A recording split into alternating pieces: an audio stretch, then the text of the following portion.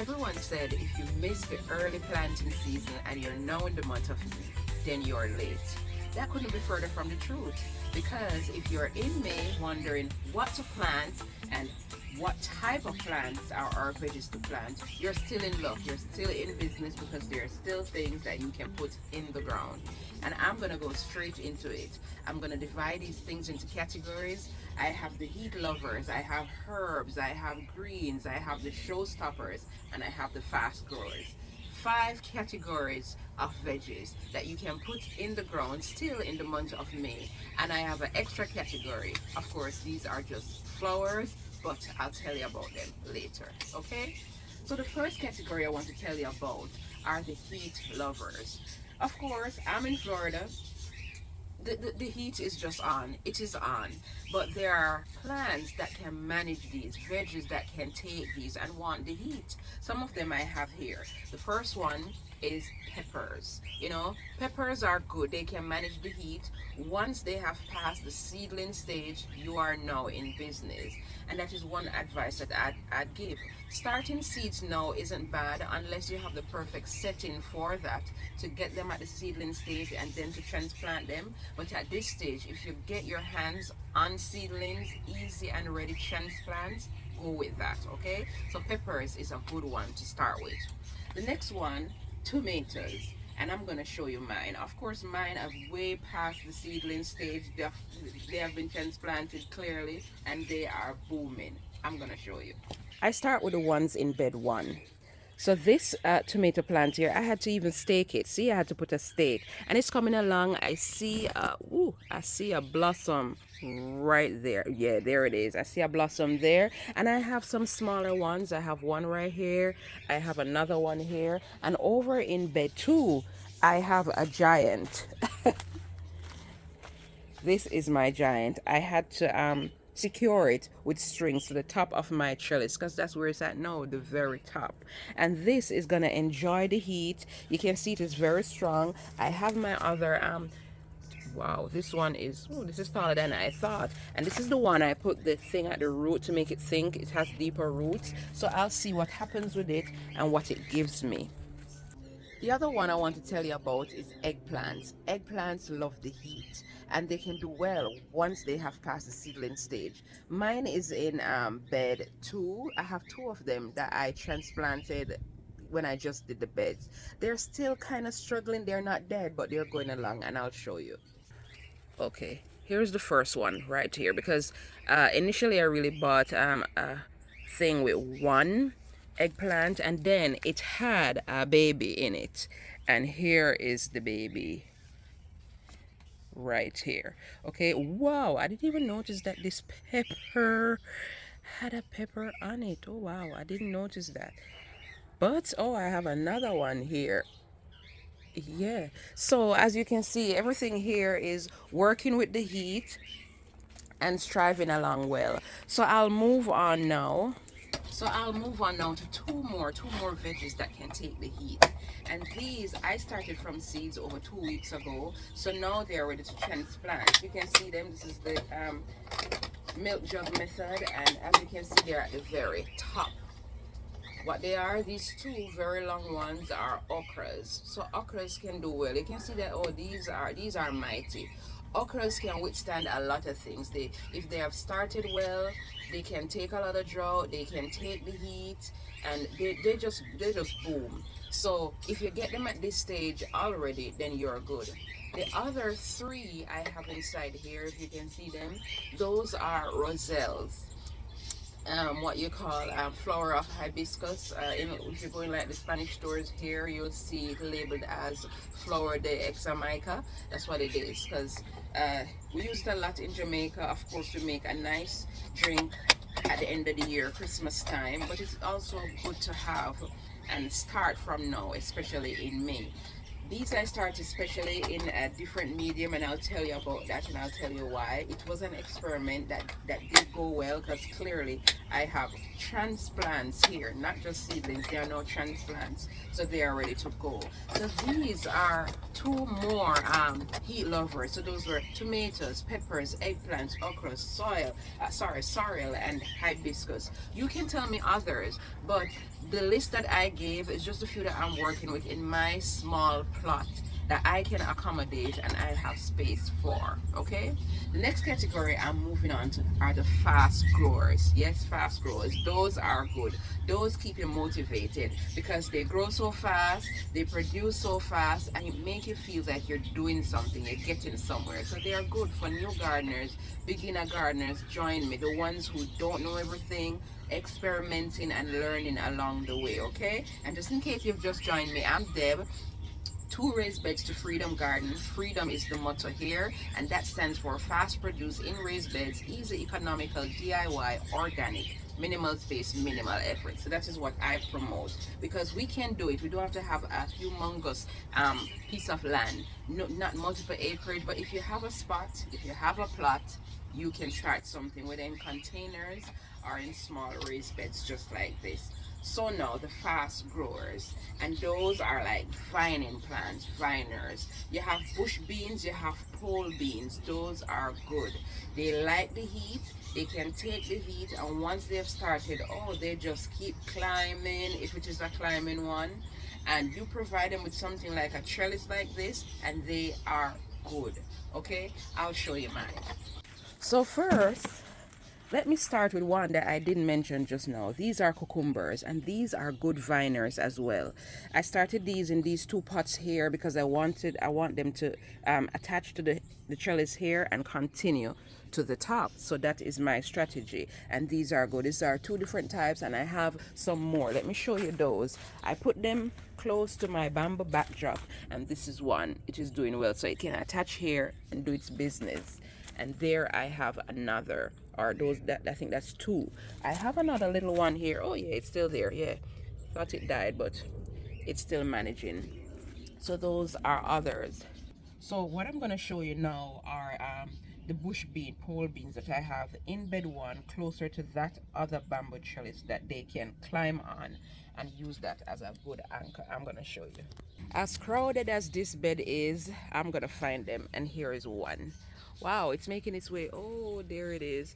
It's climbing through the bamboo. You can see its little things here holding on, and it's going. Oh, and I have another one here that is going around my blackberry plant here. Oh, and there's another one. So I do have bush beans that are doing their thing. So those are viners that I have. There are others that I would mention, like squash. Squash is another one. It is good. If you have the space, do it. Go for it. If you like it, your family like it, go for it. I don't have the space, so of course I can't plant everything. But that is another good viner, fast grower that you can use and you can benefit from. Okay?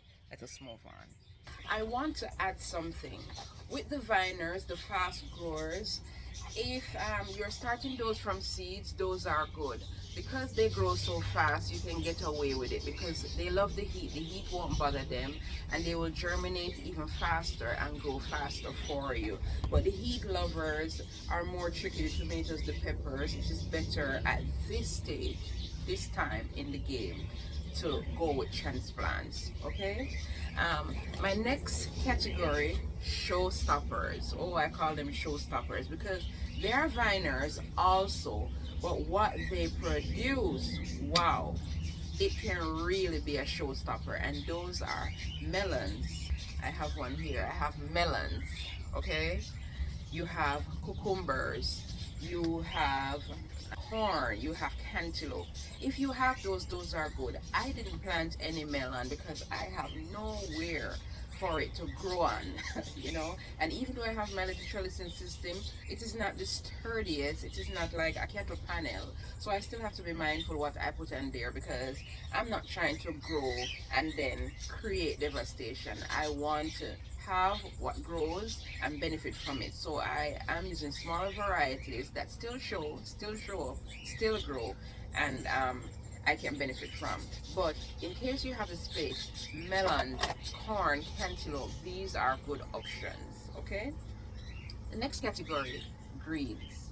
Greens are good. Okay. Some of those greens, you have your spinach. I have spinach here. This is a viroflay spinach. I don't know. It's a heirloom variety. I don't know this one, but whatever spinach you have, now is a good time. Spinach love heat. That much I remember growing up, seeing my parents, my family members grow spinach. This is a good one, and it loves the heat. So even if you're starting off now, you're still in luck. You're not behind at all. And that's the thing I like with gardening. There's always an in between that you can fit something in, it still grow, you give it the right conditions, and you can still reap. Okay? So spinach is a good one. Another one is Swiss chard. Swiss chard. If you like it and have it, go ahead. I don't have the space for it, so I left that one alone.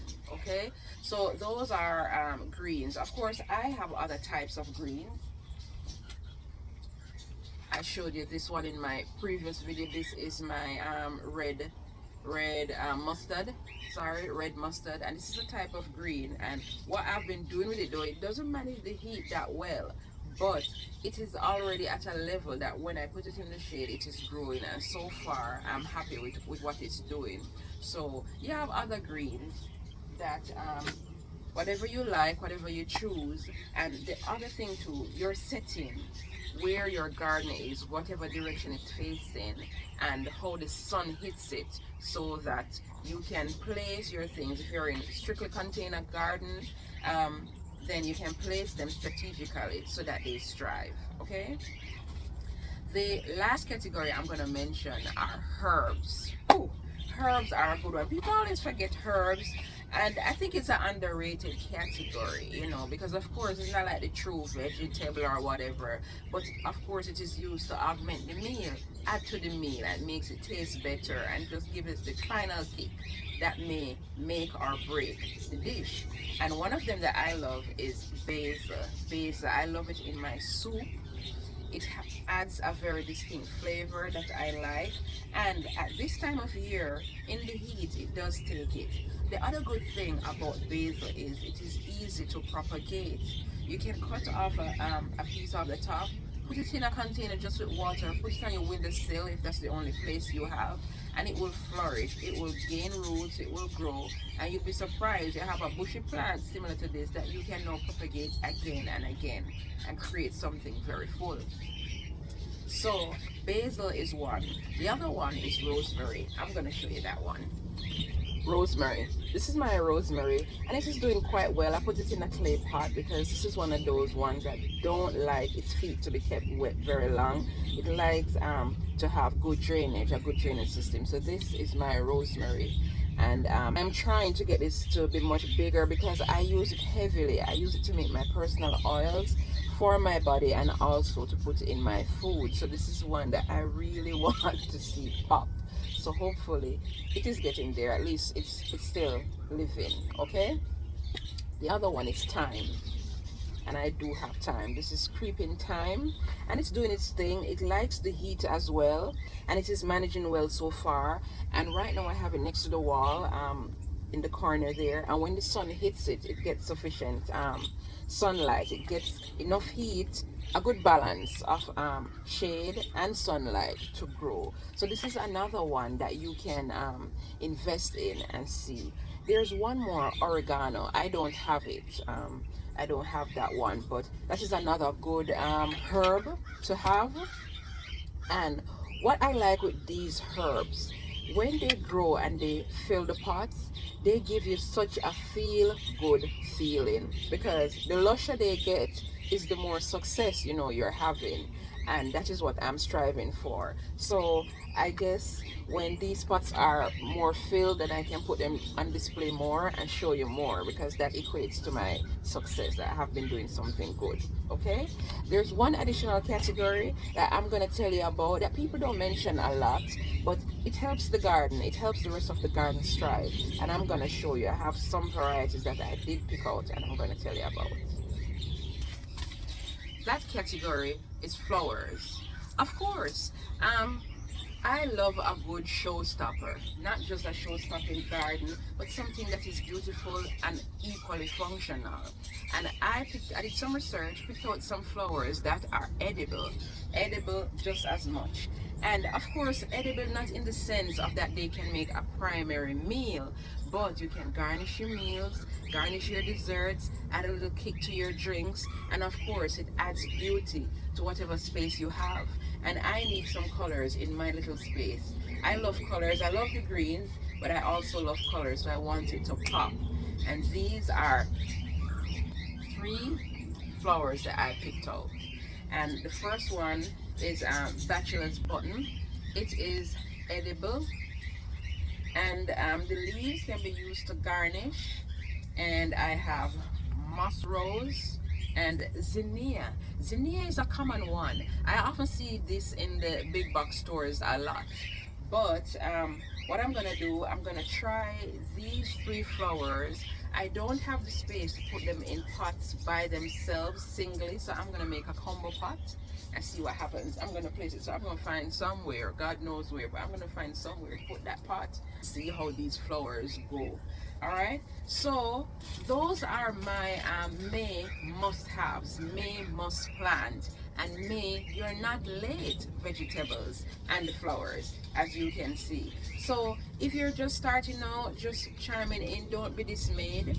You are not late. This is not a race, and we can make it through. Okay, we can start somewhere, do something, and have a harvest and have something to show. So this is what I'm working with.